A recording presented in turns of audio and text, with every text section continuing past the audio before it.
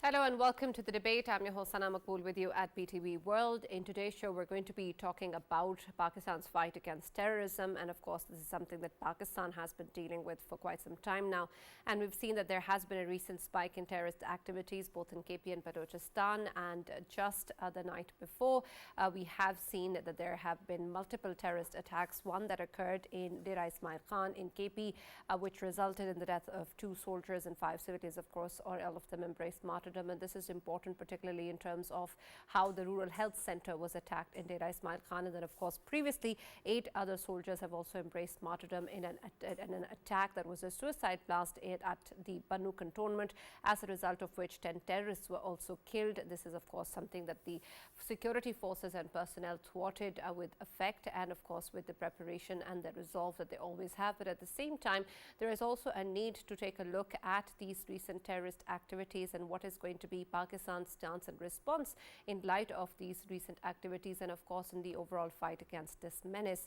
There is, of course, the Azm-e-Istiqam that the Prime Minister and, of course, the security forces have announced and talked about, which aims to bring together this resolve to fight against terrorism and, of course, to bring all the stakeholders under the same umbrella.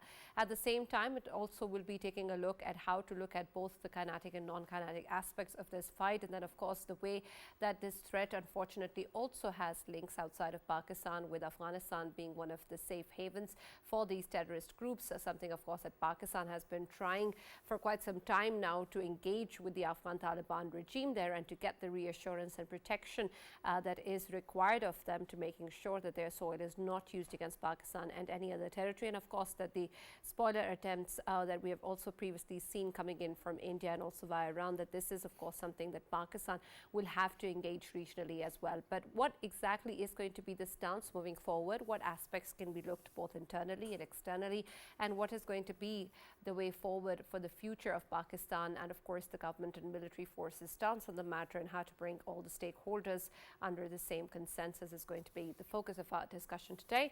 For this and more, as always, I've been joined in the studios by senior analyst Farrukh K.Pitafi and Raja Faisal.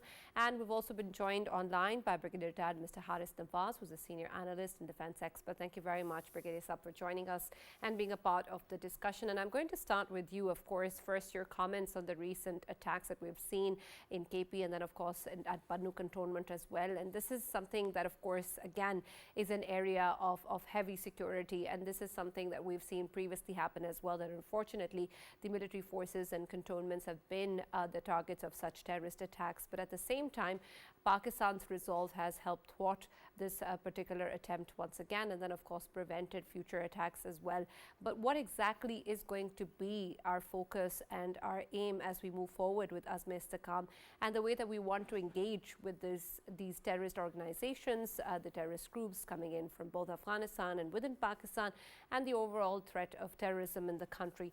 What aspects are key when we talk about these incidents?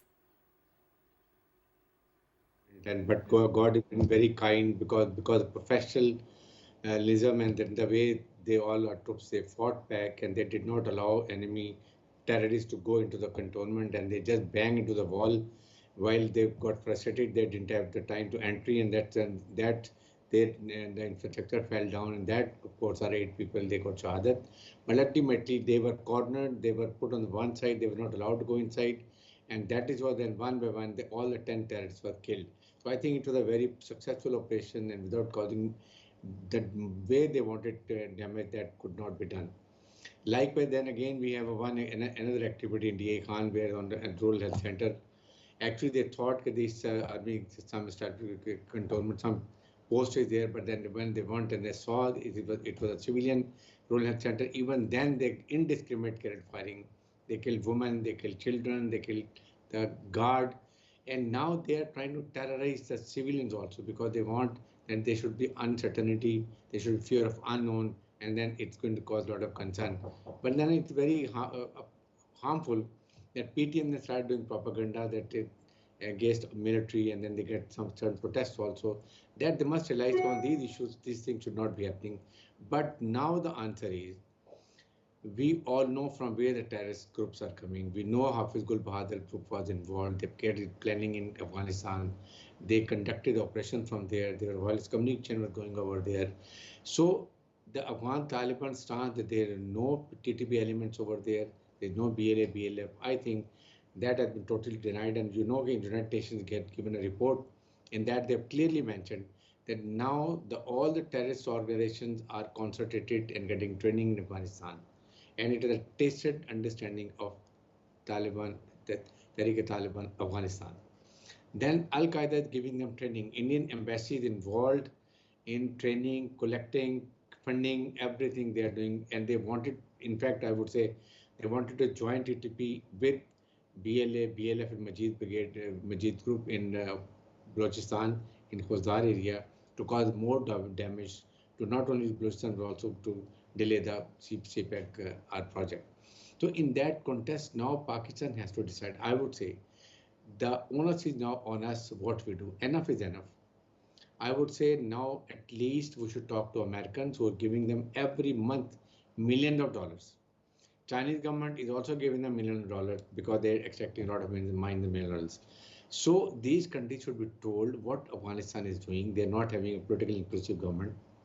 They're not fulfilling their commitment which they've done in the Doha agreement. They are sponsoring terrorism and all their land being used against terrorism. So something has to be done. They will have to be financially choked. Likewise, Pakistan has to stop giving the logistic support now, unnecessary. Accept trade transit. We should not give them sugar. We should not give them wheat. We should not give them fertilizer. We should not give such item which is illegal. That is all they have to be realizing that what are they doing it. What Pakistan has done, it is manifold. While when American were existing, or then we in their support, we did a lot of Safarat Corey also for them. Everything we have done it. Now is the time. Pakistan has to stop doing all things unless Afghan Taliban realize that now Pakistan is going to really push them on the thing. And last warning should be given. We are going to go for surgical strikes against all terrorist camps, all their training areas, their command structure where they have dumped ammunition, so that they are having a difficult time. Pakistan government, and second, of course, the most important thing is, do we all united? What PTI is saying, what Maulana Fazlur Rahman Party is saying, what ANP is doing, and that is the most affected area. Do you think that we should allow killing of military persons, civil armed forces persons, civilians, and we keep quiet and we keep fighting like a normal operation, and then there's no end to it? We have to now go for end result. For that, the whole nation has to be united. The political parties have to be united, and the main focus and responsibilities with the government of Pakistan, they have to immediately give a national dialogue call. In that, we sit all the political heads, and then Pakistan military and the defense forces, they brief them what all is happening, what all is needed, how Azmi Istikam has to be launched. It is not a special operation, it is already being done. The only thing is we have to improve the capacity of the armed forces to fight with more force, with more technology, and night vision fighting we have available. These are the things we needed. And for that, the whole nation has to stand united.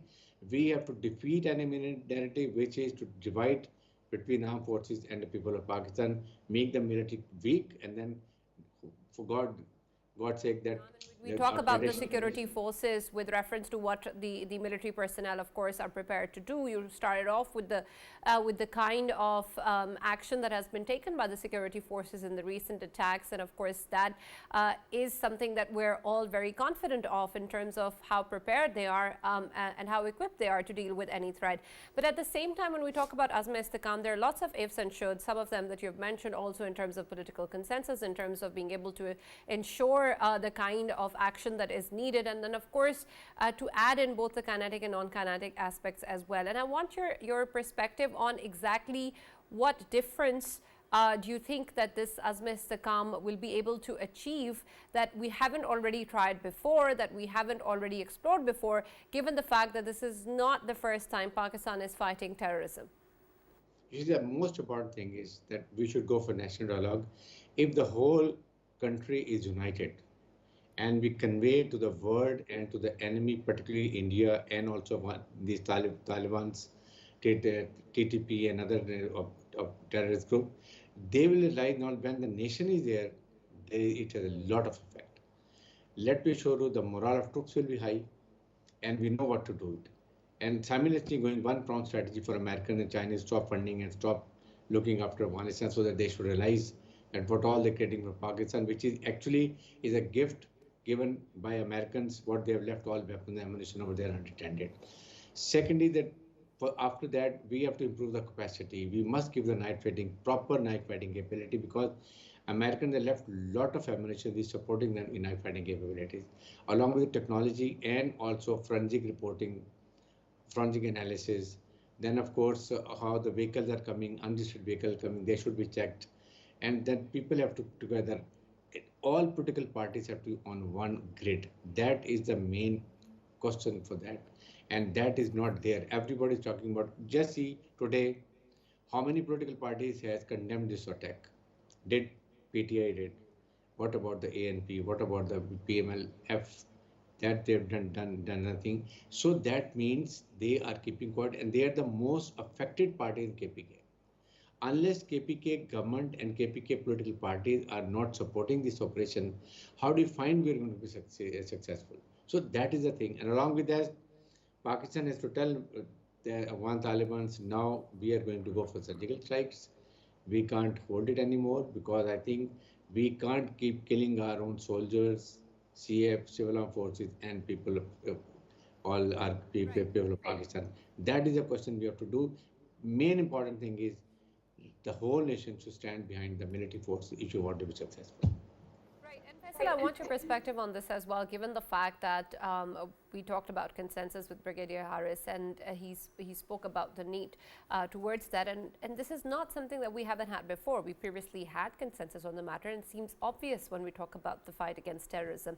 At the same time, we've seen that the areas, including KP, of course, that have been targeted or have been the victim of these attacks the most, are perhaps not aligned with the kind of actions that are going to be taken, or perhaps their understanding is not clear in terms of what aspects are going to be involved. Do you think that there is also a need to engage with the people in these provinces and to understand the realities of what is going on, and to also be able to reflect that in the kind of consensus that we're actually hoping for, and to make sure that when we talk about the fight against terrorism, everybody understands what's being said?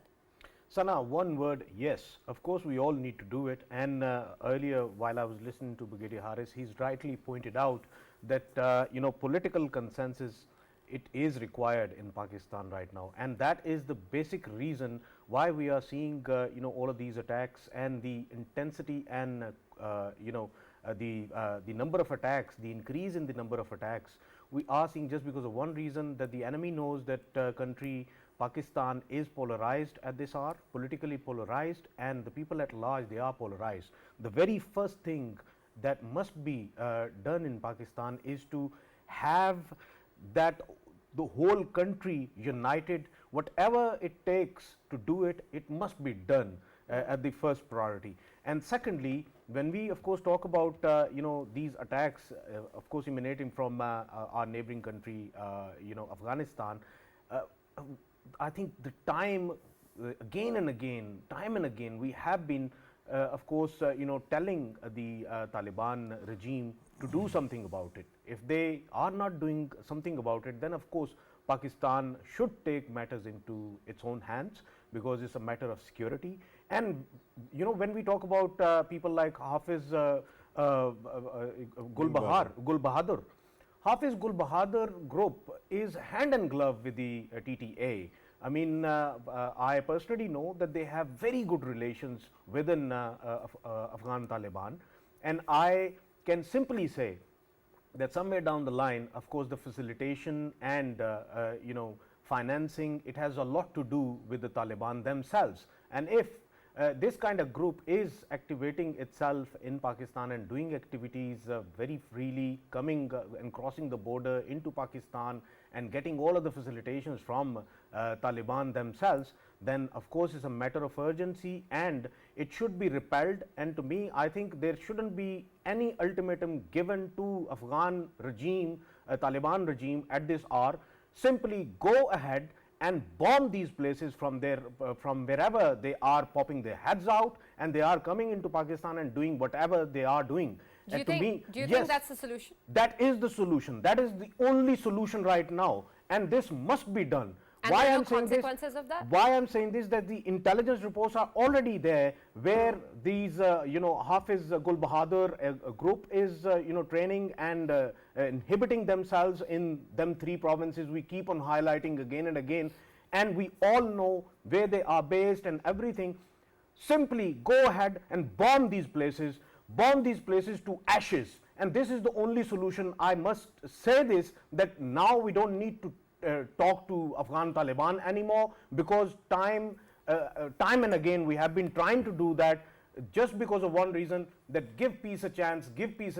But if that chance is not being availed by them, then I'm fully with Brigadier Harris when he says that put a cap on whatever we are sending in. I mean, right. very recently I came across one of the businessmen, and he was saying that there are so many businessmen from Afghanistan. They keep on, of course, sending them orders about sugar, about wheat, about all of that, and the mighty consignments are getting into Afghanistan from Pakistan side. We are feeding our enemy. We are feeding our enemy at large, and we must stop that right now. And the attacks on Afghanistan in these 3 provinces, they must be conducted at very first possible hour, and we must do it right now. I understand your perspective, but Farrukh, I want your take on this as well, because it seems that, of course, when we talk about military operations or an attack or bombing these safe havens, as Faisal is pointing out, it may seem like that immediate reaction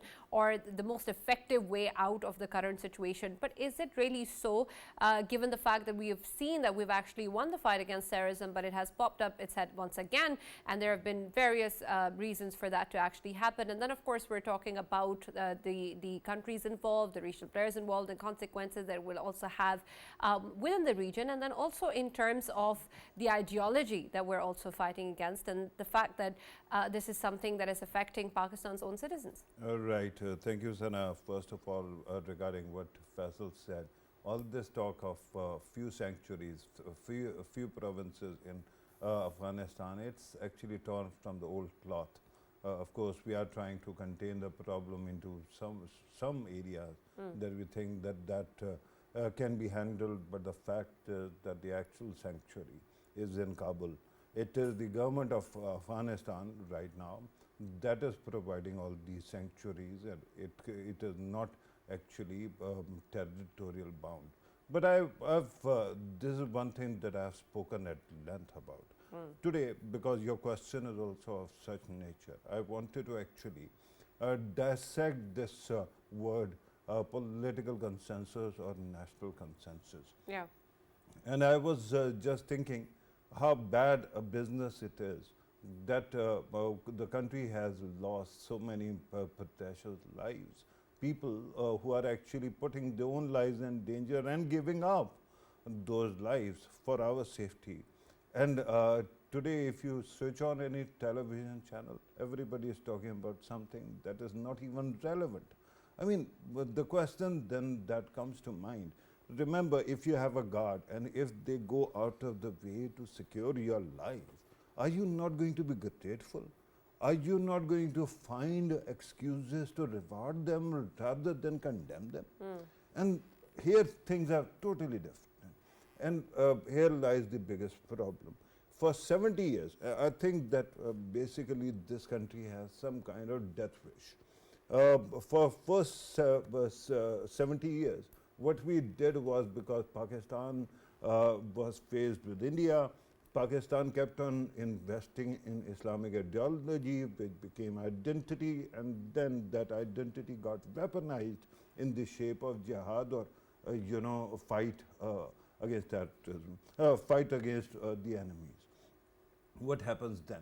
What happens then is that gradually those ideas actually start simmering in, and what happens is that we end up supporting movements or ideas which are actually counterpoint to Pakistan's existence, because all these fundamentalists basically believe in cross-border, or transnational movements, and for them any nation state is an enemy. And yet here was my state actually which kept on supporting them, right? Then what happens? Then 9/11 happens. General Pervez Musharraf actually tries to turn the tide. Most of us could not understand what was happening. And since then, my biggest concern is that all this weaponization of identity and ideology was something that could have been identified and taken care of immediately. But what did we do? We kept on fighting the war, but there was this massive denial. The first thing that we lost was the clergy. Clergy thought that Musharraf is a liberal or whatever that is, a secular, and there is a conspiracy against Islam. We did not engage them. And that's why for 10 years, 15 years, when we are clear that suicide is haram in Islam, and there's no negotiation on that, how can suicide attack the halal, right? But it took us 15 years to actually address that problem.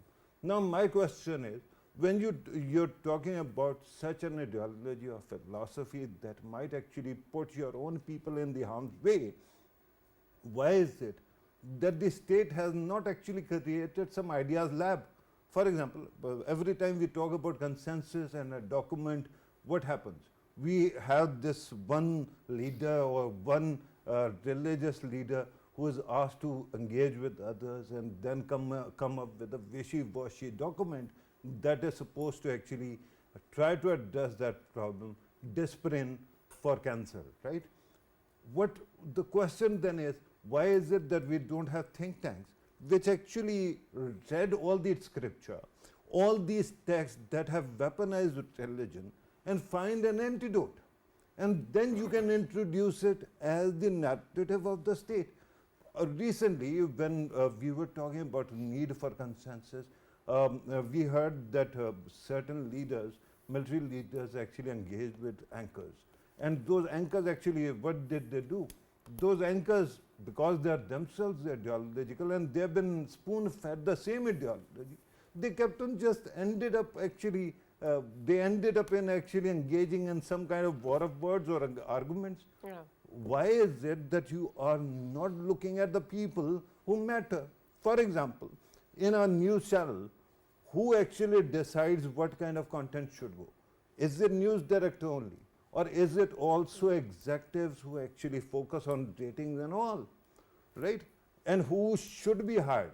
Why is it that we have been fighting this war for 20 odd years or more than 20 years, 24 years actually, and we haven't been able to come up with a crop? I mean, a newborn turns 24, and if you had started back then, you could have anchors on television who would have actually been very clear on the matter. Is anyone clear? This is the problem. So that's why I say that till the time our state does not identify what the problem is. And look what has happened now.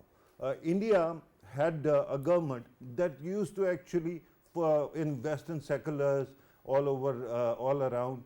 Now what has happened with Ajit Doval's actually arrival, that he started saying that why are we focusing on those people who don't matter in their country? Invest in the hardliners, because those hardliners are going to do what? Whenever we need an excuse, they are going to create some Pulwama, and then situation will come in our hands and we can portray Pakistan as the enemy. Since then things have actually gone totally crazy. Why is it that my national leaders cannot actually, I mean, I'm okay, I'm really happy that our leaders, civil and military, go to the funerals, they shoulder their, bodies as well of the martyrs. But is it enough? Should they be the only people who are engaging in this? Where are the think tanks? Where are the intellectuals? What are journalists doing? What is civil society doing? What are politicians doing? Clarity is one thing that can be given. I've read so much on Islam and so many tafasir, and I can assure you whatever is being sold by these fundamental extremist terrorists, it is not even close to the spirit of Islam. If we understand this only by reading these things, right, why wouldn't anybody who is properly well versed in it find a cure? Absolutely. And Brigadier Harris, this is of course important in terms of how we're going to be engaging with of course different stakeholders within Pakistan as well, different provinces, different people, of course within the country and externally as well, to try and understand what exactly is going on and for everybody to be clear on this matter, something of course that seems obvious. But at the same time, I want your understanding also in terms of what this engagement will look like and how exactly will we make the efforts to prevent the kind of things that have happened previously, not just in terms of the terrorist groups springing up or the different recruitments happening with regards to these terrorist activities, but also in terms of political accountability when it comes to the terrorist organizations within Pakistan, the way that different actions have been taken in the past that resulted in a lot of resurgence, particularly of the TTP as well. And so when we talk about accountability or action, will there also be the kind of political action that is needed on this front? You see, Sarah, the important thing is we have to go for 3-4 prong strategy. Number one, you have to ensure that your judiciary understand the implications of the leniency when they show toward terrorists. Number two, where are your religious scholars? They have to go and brief those madrasas and also in their own area of influences that why, what are they happening, what Taliban Pakistan is doing, is it in Islam, and they're going against Islam, all hoax are coming up, they have to be told. Third, we have to tell Americans and Chinese, whatever funding, the $1 billion they're giving every month to them, what is affecting and how Americans have left ammunition, how it is being used, why after 2021, this surge has come up and then now they have a latest technology and everybody's coming. So all, and then of course, creating political consensus and accountability is very important. For that, our UN terrorist code should be fully powered. They should be protected. They should feel confident, and they should get very severe capital punishment. Those terrorists once caught and then they are given punishment. Now, this all we have to be doing together. But along with that, the responsibility rests with the government of Pakistan. I always say the way we had after APS schools, APC we had, likewise now we should, it's a good opportunity. It will kill two birds with one stone. You see, the point is you can talk about this as based the calm, and also you can political other differences which they have, because that also we need that political stability should come. But don't leave military in the halfway. That has been doing always. We carried operations, then government lay off their hands, people of Pakistan forget, and military is fighting against terrorists. This can't be done. It amount to like you tie up a man, arm the legs, give him a life jacket, throw him in the river, and see. Neither he will drown, neither he is going to go on the bank. He will get out. Now it doesn't have to be done. This you have to kill it, and the end terminal strategy. That how we are going to do it. And also Afghan Taliban have to be told, or we go across their borders, we go carry surgical strike. But the best is to give them economic crunch, economic choke points. Then they will understand. These Taliban will only understand when they are really given lot of logistics problems, and that we can do. But then we have to be concerned with Chinese also. So these are the answers. Answers are known to everyone. The only thing is we carried operation, then we forget it. Last time you remember, in 2020, almost we have finished all the terrorist activities. 95% we had the control, but then Americans, they exited, and then what has happened, we all know it. So this is the thing we are fighting problem. We should not keep quiet. A problem is one incident occurs, after 2 weeks, 3 weeks, we'll forget it. We should keep following it till end or to logical conclusions. That is what we needed, and that is the only thing the government, military, judiciary, all have to be together. Problem is, I have a follow-up question for this regarding what you have recommended. One, what Faisal was also saying, some kind of kinetic action within Afghanistan. The second one that you actually mentioned, economic crunch that is imposed on Afghanistan. Now the question right now is, what happens to sights and sounds? Whenever we actually take action across border as well, it is our media, our own politicians that seem to be condemning that. Similarly, when it comes to economic crunch, do you think that your media is not going to run marathon transmissions on how badly Afghan people are suffering because of that? You see, the cash point, then it has to be first media, government, judiciary, and military. They have to sit down and work out a strategy. It's a national issue. It concerns the future of Pakistan. It concerns the future security of Pakistan and also economic stability of Pakistan, political stability of Pakistan. That is why you see, do you see today what all has happened? We are talking about PTI being banned, judges decision, so and so, so and so. Nobody has talked about this operation where we lost minimum 10 to 12 our people, and also along with that damage to property, and then the morale of enemy terrorists, they go up when they see that they have caused so much damage. But we haven't seen anything. Less few beepers. I was called, given 3-4 beepers, and that's the end of it. So there we think we should give a time, and we should bring scholars, we should bring the defense analysts, all have to come and give out their rundown, help out the government, make a strategy, and then give recommendation what is going to happen. That is very, very important. We don't do it. And likewise, then of course, they have the same ideology. We must understand that the Afghan Taliban and the TTP have the same ideology. They're supporting each other. Why they're supporting each other, I don't understand, because the problem is TTP has been supporting Afghan Taliban, then now Afghan Taliban supporting TTP. That's the thing. In 20 we have finished, but then we carried out negotiation, they gained time, reorganized their command structure, they distributed weapon ammunition, they came to Pakistan, and then they create problem. Now they're creating all problems. So we should have a very well thought out strategy once for all and go for it. What happened after 9/11? Homeland Security carried all security arrangements. There was no second 9/11. Same happened in UK. Likewise, we should have it. And then this affects the whole of this region. What I'll say, Central Asia should be part of it. China should be part of it. Iran, we know, don't talk to them. They're the main stakeholder for Northern Alliance. And also then, of course, to an extent, Russia also. So we have to carry out a security conference, that we should find it out and then see how we have to tackle it, how it is affecting. And the most affected country is Pakistan. Neither we have connectivity with the Central Asian countries because of Afghanistan. Then, of course, Russia also, they want to come through this to Gwadar port. China wants to come in. Iran ultimately will come. Maybe ultimately India also come in. But the problem is one country is creating your problems. And then Pakistan can't alone negotiate with them. You need to have American, European Union, China, Russia, and Central Asia. Everybody has to push them what all they have to do it. Even in their country, they don't have full control. With Northern Lines is still not in their control.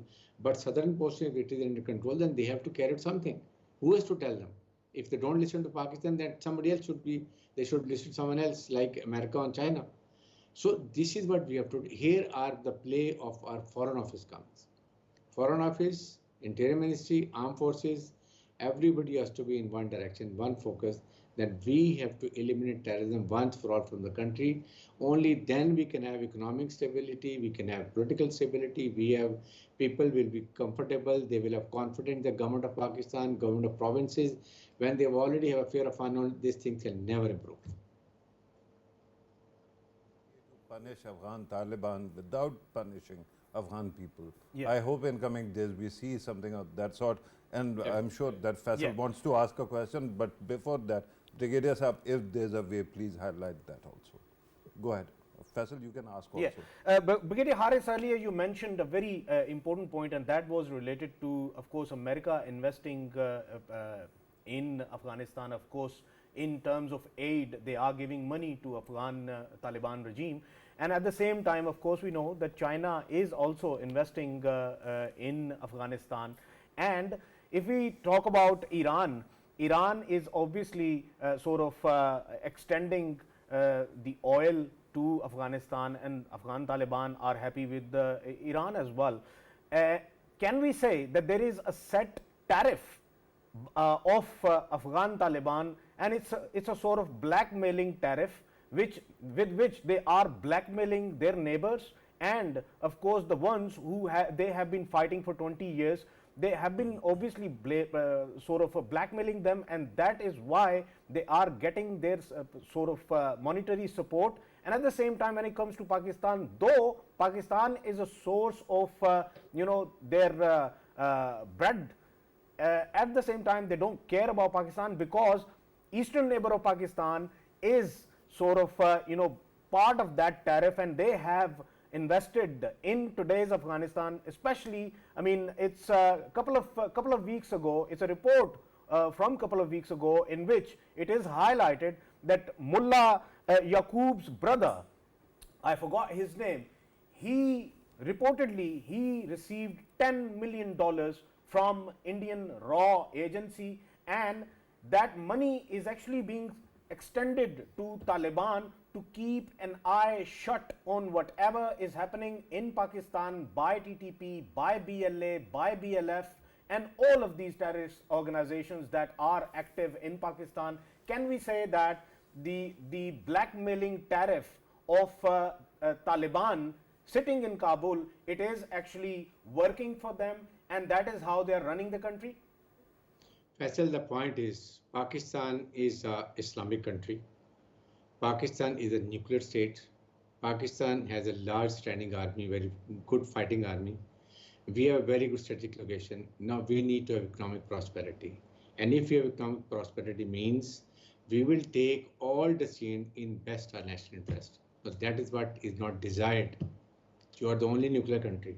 And if financially viable, you will have on your decisions. So everything is roaming around that. We must understand. It is America doesn't want Afghanistan should be stable. China only want it. Then of course India doesn't want it because Pakistan prosperity will be very strong. Weapons, ammunition, nuclear fighting strong. So that is what they have decided not to allow Pakistan to make CPEC. Because from there we can have a jump of forward economic prosperity. So what is the answer? Keep Balochistan troublesome. Keep Balochistan BLA, BLF, BNA. Who is funding? It's not only China, India. Who is supporting Khorasan group? Who is supporting TTP? From where they're getting money? How Indian embassy is being used by other hostile agencies also. So that is a trap for Pakistan.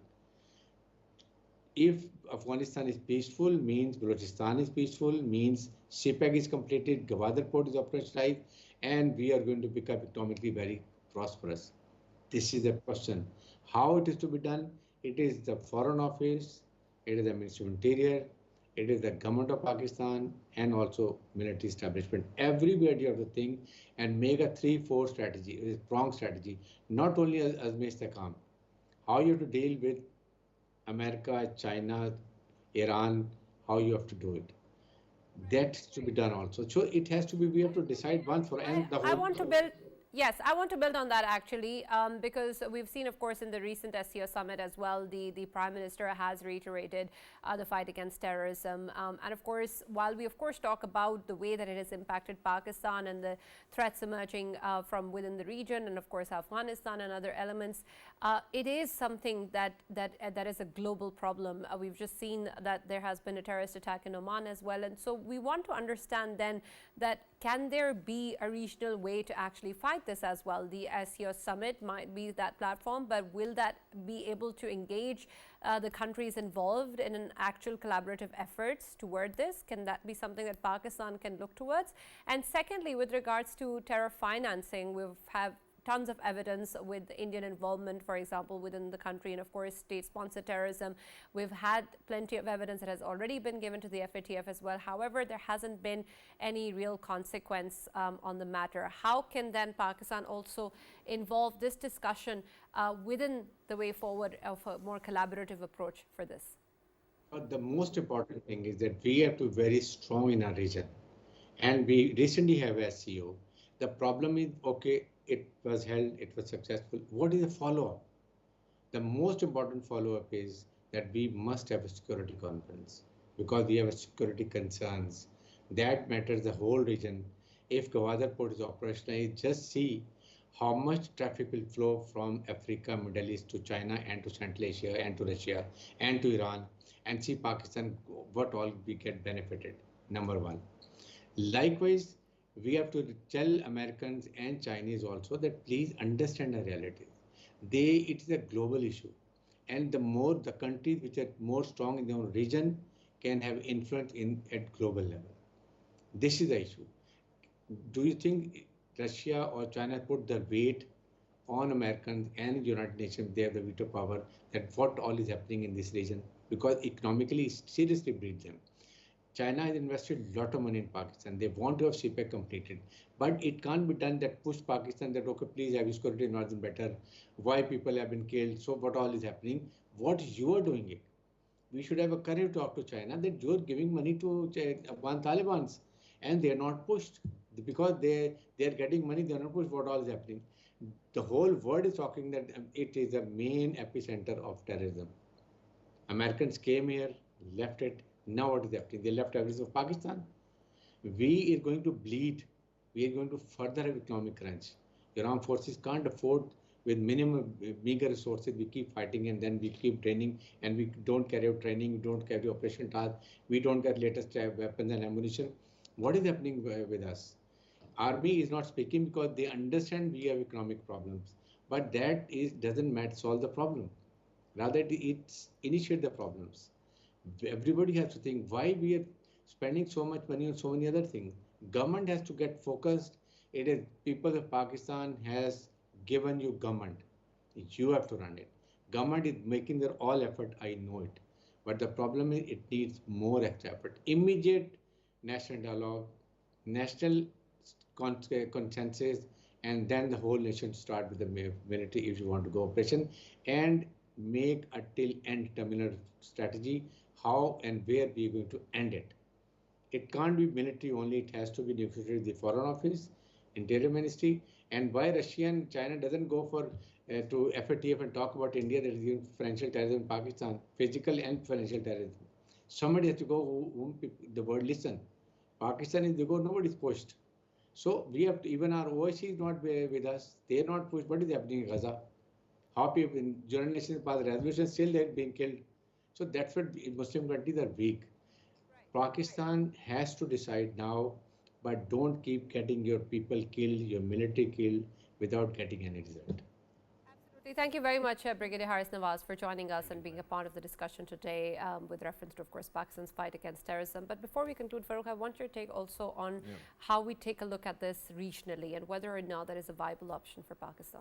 Right. Sana, I think that because this matter has been simmering for quite some time, I think there are platforms that we had in the past also.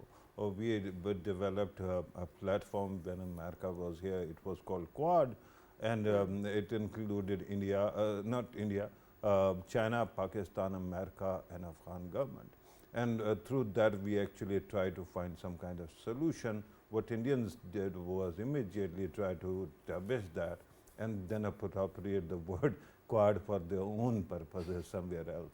So that kind of situation continues. My humble submission is that no matter what you do in the region, India and Pakistan are two realities without which Afghanistan can never be stable. And for that, both countries will have to start to each other one way or the other. Once that happens, regional solutions can be created, because every time India tries to find a solution, it creates a Pakistan-shaped hole. And similarly, we also tried the same thing with India.